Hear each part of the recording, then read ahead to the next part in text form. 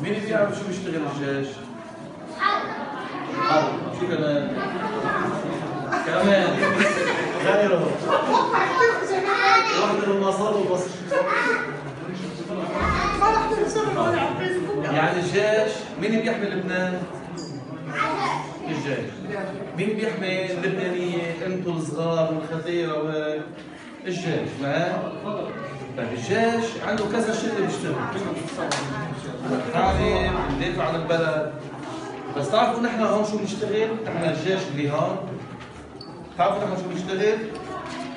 سامعين بألغام؟ بتعرفوا شو يعني ألغام؟ لغم وقنابل؟